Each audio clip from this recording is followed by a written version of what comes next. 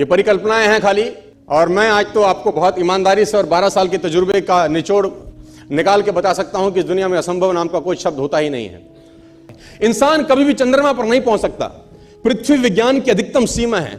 Doctor Li दी forest मशहूर वैज्ञानिक हुए, बहुत बड़े साइंटिस्ट हुए। एक स्टेटमेंट इन्होंने पास किया 1955 के अंदर, 1955 ही पास द स्टेटमेंट कि इंसान कभी भी चंद्रमा पर नहीं पहुंच पाएगा। It is impossible for a human being to cross Indian globe, earth globe. और पृथ्वी विज्ञान की अधिकतम सीमा है, लेकिन किसी बहरे ने इस बात सुना नहीं। और पहुंच गया एक आदमी अपना बस्ता उठा के, जिसका नाम था इन 1969। और उसके बाद तो स्पेस जर्नी ऐसी हो गई जैसे आप और मैं अभी पतिया और बैंकॉक चले जाते हैं।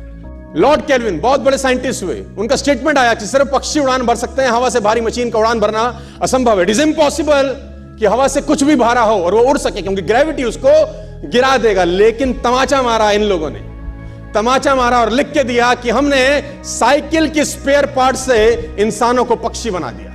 साइकिल के स्पेयर पार्ट से इंसानों को पक्षी बना दिया। 16 साल लगे राइट ब्रदर्स को जहाज का निर्माण करने में, लेकिन इन लोगों ने उसकी बात नहीं सुनी कि जो कहते थे कि वायु का सिद्धांत तुम्हारे विपरीत है। यह बात भंवरे को कही जाती थी कि भंवरा वायु के सिद्धांत के कारण कभी जीवन मोड़ नहीं सकता, क्योंकि उसके पंख उसके शरीर से हल्के रहते हैं। लेकिन भंवरा साला किसी स्कूल में गया नहीं आज तक। My doctor told me I will never walk again. मेरे डॉक्टर ने मुझे कहा कि तुम कभी चल नहीं सकोगी। My doctor told me you will never walk again. My mother told me I would, and I believe my mother rather than doctor. Wilma Rudolph एक ऐसी एथलीट हुई जिनको पोलियो था, जिनको डॉक्टर ने कहा तू चल नहीं सकती, मां ने कहा तू चल सकती है। उसने कहा मैंने डॉक्टर की बात नहीं मानी, मैंने अपनी मां की बात मानी। 3 ओलंपिक गोल्ड मेडल जीती है लड़की, 3 ओलंपिक गोल्ड मेडल, जिसको डॉक्टर कह रहा है कि तू चल। लेकिन मां क्या बोलती है? मैं आपको उदाहरण देना चाहूंगा सर। बहुत छोटे थे अल्बर्ट आइंस्टीन, दुनिया के महान वैज्ञानिक में से एक हुए, मंदबुद्धि कहा जाता था। 8 साल के थे, घर पहुंचे, मां को चिट्ठी दिया। When he was 8 years old, came to his home, given letter to his mother. मां को एक चिट्ठी दिया, मां ने वो चिट्ठी पढ़ा। 8 साल के थे और चिट्ठी में प्रिंसिपल का खत था उसकी मां के नाम।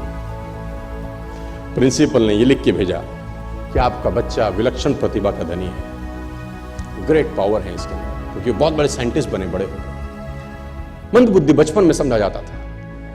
आपका बच्चा विलक्षण प्रतिभा का धनी है, इसके अंदर असीम संभावनाएं हैं। तो हमारा स्कूल, हमारी मैनेजमेंट, हमारी फैकल्टी, हमारा टीचर इस लायक नहीं है कि हम आपके बच्चे को अच्छी शिक्षा दे सकें। तो it's better for you to take care of your son. आप अपने बच्चों को अपने घर में पढ़ाइए। हम लायक नहीं है कि आपके बच्चे को पढ़ा सके। और उसकी मां ने पढ़ते पढ़ते आंखों में आंसू ले आई और उसने बच्चे को कहा कल से तो स्कूल नहीं जाएगा, मैं तेरी परवरिश घर पे करूंगी, क्योंकि तेरा टीचर तुझे इस लायक नहीं समझता। मतलब वो अपने आप को इस लायक नहीं समझते। बच्चा खुश हुआ, मोटिवेट हो गया और लग गया। उसकी मां का निधन हो गया। वो अल्बर्ट आइंस्टीन बहुत बड़े साइंटिस्ट हो गए। अल्बर्ट आइंस्टीन जब बहुत बड़े साइंटिस्ट हुए तो मकान शिफ्ट कर रहे थे अपना, और जीवन का सच्ची घटना वो अपनी ऑटोबायोग्राफी में लिखते हैं कि जब मैं मकान शिफ्ट कर रहा था तो एक ड्रॉस के अंदर मुझे वो व्हाइट कलर का पेपर फोल्डेड अवस्था में मिला। मुझे समझ नहीं था कि क्या है। मैंने उसको फोल्डिंग अवस्था से मिट्टी को हटा के जब खोला तो वो उस टीचर का लेटर था जो बहुत साल पहले टीचर ने मेरे हाथ में दिया था और मैंने अपनी मां के हाथ में रखा था। अब वो बड़ी उत्सुकता के साथ उस खत को पढ़ने लगे। जैसे उन्होंने खत पढ़ना शुरू किया और वो जार जार होके रोए। उसमें लिखा था कि तुम्हारा बच्चा मंदबुद्धि है, ये हमारे स्कूल के लायक नहीं है, इसको आज के बाद हमारे स्कूल में मत भेजना, इसकी परवरिश खुद किया। मां ने उल्टा पढ़ा, मां ने उल्टा पढ़ा कि नहीं, ऐसा नहीं है, तू सब कुछ कर सकता है, तेरे हाथ पास पावर है, तेरे में प्रतिभा है, यू कैन डू वंडर्स। दोस्तों, इस दुनिया में किसी की बात मत सुनना। नेवर एवर बिलीव एनीबॉडी कि जो तुमको बोले कि तू